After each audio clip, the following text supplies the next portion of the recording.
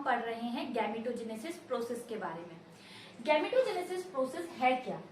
Gametogenesis it is a process of formation of gamete. ये एक process है gamete formation की। इसका मतलब इस प्रोसेस में गैमेट्स बनते हैं।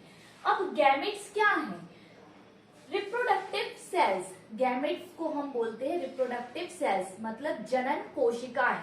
अगर ये फीमेल की बॉडी में है तो हम बोलेंगे फीमेल रिप्रोडक्टिव सेल, और मेल की बॉडी में है तो हम बोलेंगे मेल रिप्रोडक्टिव सेल्स।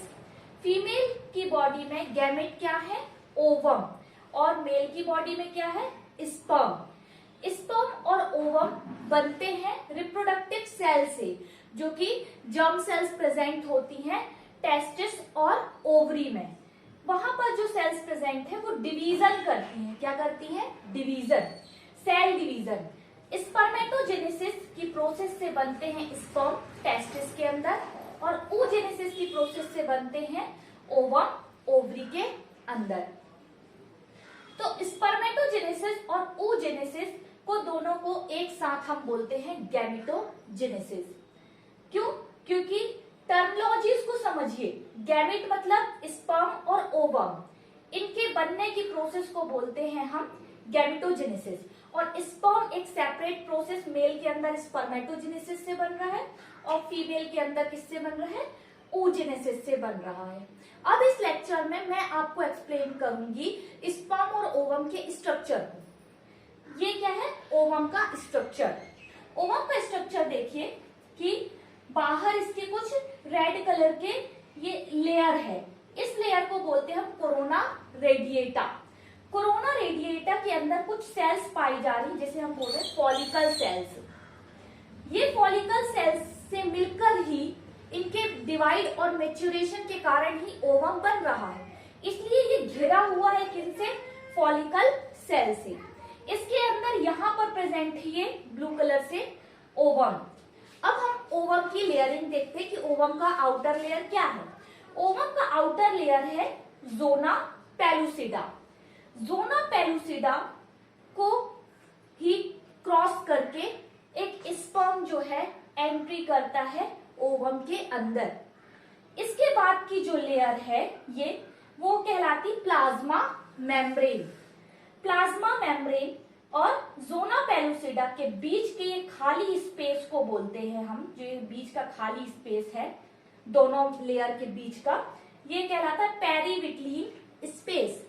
इन सबके यूजेस को मैं आपको फर्टिलाइजेशन के प्रोसेस में समझाऊंगी कि प्लाज्मा मेम्ब्रेन, जोना पेलुसिडा, इन सब का काम क्या है। अभी हम सिर्फ स्ट्रक्चर देख रहे हैं कि आउटर लेयर है ओवम की जोना पेलुसिडा, उसके बाद की लेयर है प्लाज्मा मेम्ब्रेन, और प्लाज्मा मेम्ब्रेन और जोना पेलुसिडा के बीच के खाली स्थान को बोल रहे हैं हम पेरीविटलीन स्पेस।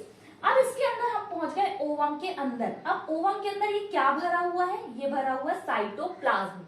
साइटोप्लाज्म जो होता है ओवम का, अन्य कोशिकाओं के अगर कंपेयर में करें तो इसमें ज्यादा डेंस प्रोटीन कार्बोहाइड्रेट होते हैं, मतलब ये थोड़ा सा ज्यादा डेंस साइटोप्लाज्म होता है ओवम का। इसके बाद इसके अंदर है न्यूक्लियस, बीच में सेंटर में न्यूक्लियस प्रेजेंट है।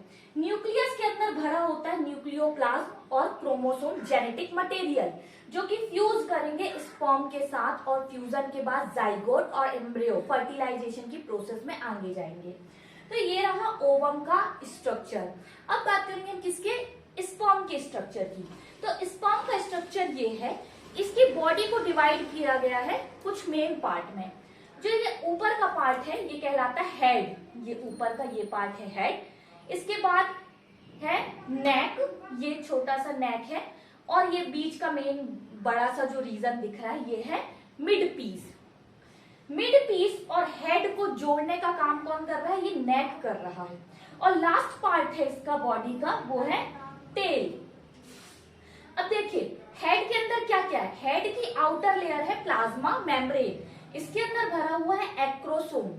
एक्रोसोम के अंदर है ये रेड कलर से एंजाइम्स, यहाँ पर ढेर सारी एंजाइम्स प्रेजेंट होती हैं। ये एंजाइम क्या काम करती हैं?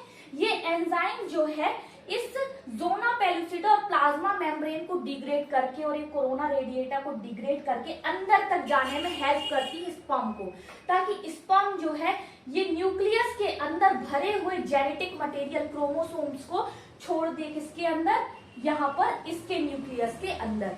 तो यहाँ पर है कुछ एंजाइम्स और ये है न्यूक्लियस। न्यूक्लियस के अंदर क्या है, genetic material DNA chromosomes present है।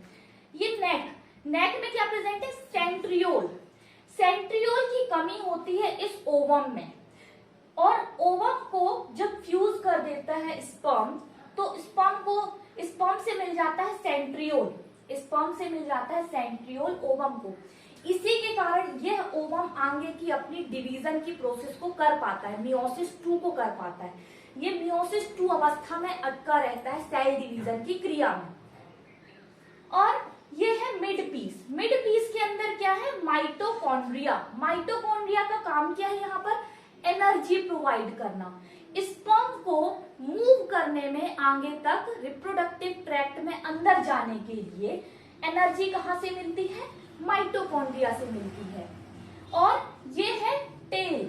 टेल को मूव करके ही यह स्पर्म आगे की तरफ बढ़ता है और फीमेल के जनन अंग में अंदर प्रवेश करता है और ओवम को फ्यूज करता है। तो चलना है ना इसे स्पर्म को, तो चलने के लिए टेल हेल्प करती है।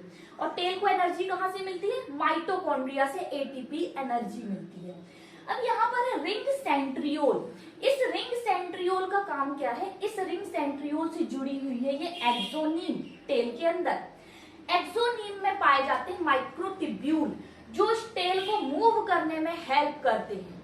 माइक्रोट्यूब्यूल इस टेल को मूव करने में हेल्प करते हैं। और यहाँ पर कुछ मोटर प्रोटीन होती हैं जो कि टेल को एनर्जी प्रोवाइड करेंगे। इस माइटोकॉन्ड्रिया से ली हुई एनर्जी को यूज करके वह टेल को मूव कराएंगे और टेल आगे की तरफ तो ऐसे मूव करके आगे बढ़ेगी।